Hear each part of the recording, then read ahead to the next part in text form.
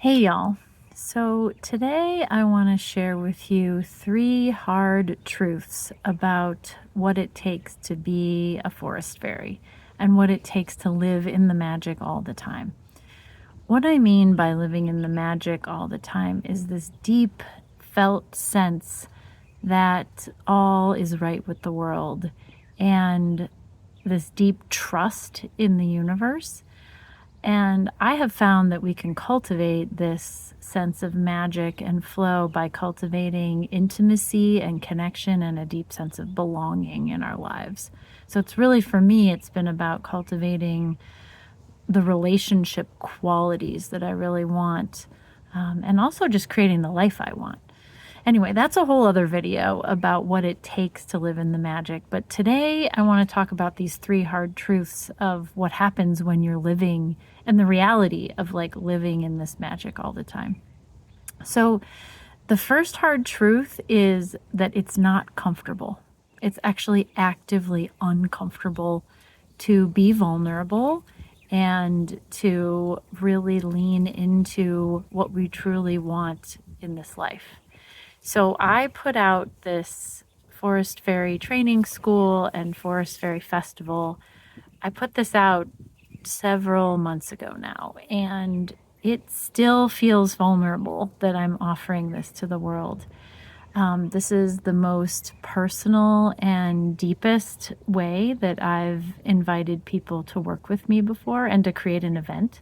So, there's this 6-month coaching program, and then there's also this this small festival that I'm putting together at the end of May.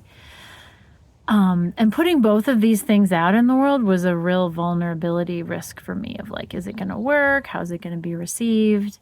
And over the past week, I've really been sitting with discomfort around it, for reasons that I'm about to explain when I get to the other 2 hard truths. But the first thing is just to acknowledge that it doesn't always feel comfortable. It felt comfortable to me when I put it out in the world. I was like, yes, I have to do this.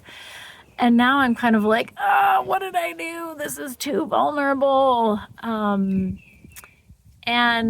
where I am with it, I can't take it back. I'm not willing. I'm committed. I've committed to this offering, and it's not an option for me to not offer it, because it's the delight of making it happen and offering this to people feels so yummy. And it's such a yes for me. And there's this other thing of sometimes there's these moments of it's just viscerally uncomfortable.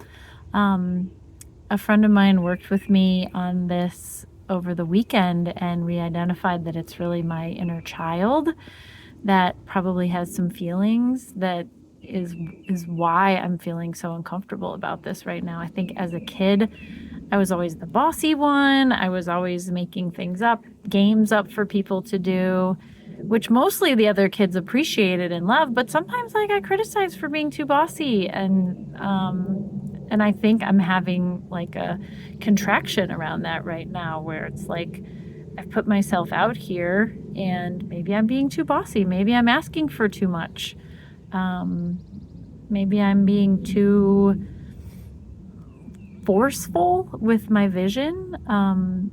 So yeah, those are concerns that I'm sitting with, and that creates this feeling in my body of I don't know if this is right. But then the yes is so powerful that I'm sticking with it.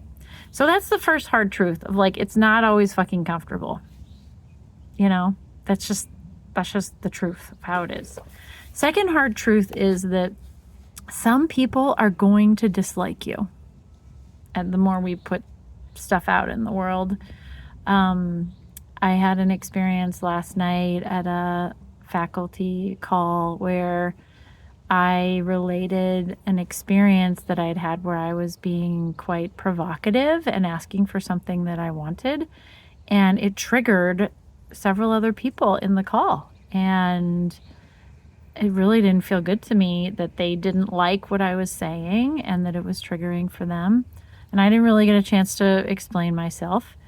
So then I just get to sit with all right, there's people out there in the world that I mean, there's a difference, I guess, between them being triggered and not liking me. But the truth of the matter is that there are people that aren't going to like me. And that experience last night brought that up for me and helped remind me of that truth.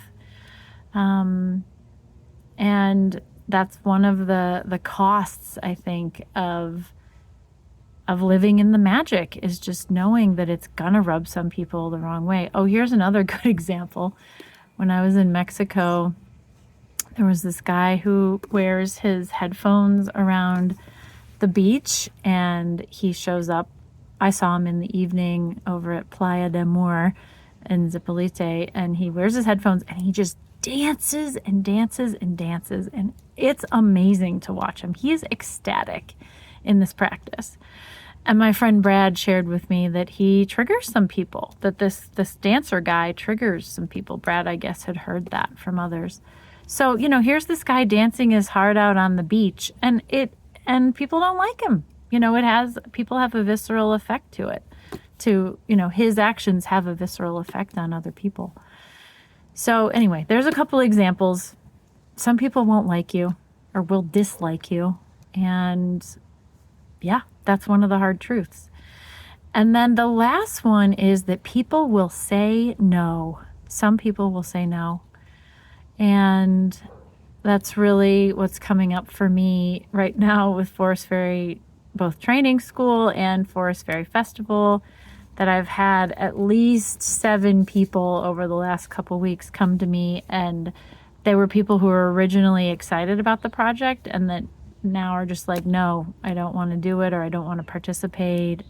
And you know what? That sucks. I hate hearing people say no. I hate it. I teach people to get better at hearing no, and I have gotten better at hearing no. Like, I just heard no from a dear friend about an hour ago. And you know what? I was able to hear that from her pretty well. But sometimes I'm not. Sometimes it hurts and it deflates me and it bursts my fucking bubble. And it just makes me not want to go on. It makes me want to quit. Ugh. I hate it when people say no. I just want everyone to say yes to me all the time. That's it. I mean, I think maybe that's what I just needed to say. That's what I really want, is for people to say yes to me all the time. And of course, I know that that's not practical. And that's why in, cuddle parties, we always teach, like, it's okay to change your mind. And it is. Like, I celebrate that. I change my mind all the time and back out of things, and things shift. I get it. But yeah, people are going to say no.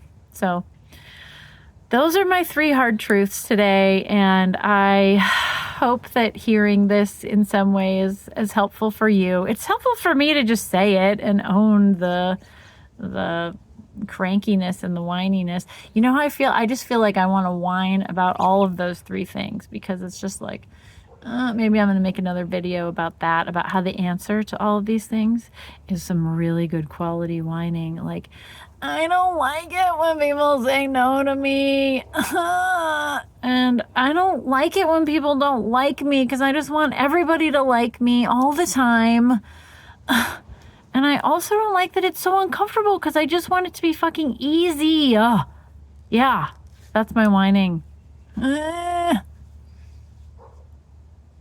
Okay, that feels good to say out loud and whine a little bit. Well, thank you for listening. And after saying all of this, it makes me feel more committed to wanting to live in the fucking magic all the time, because we can. And it is available to us, and life is magic. I mean, if we don't make it magic, why are we even here? Because who wants to live in that just like forgettable, predictable, boring,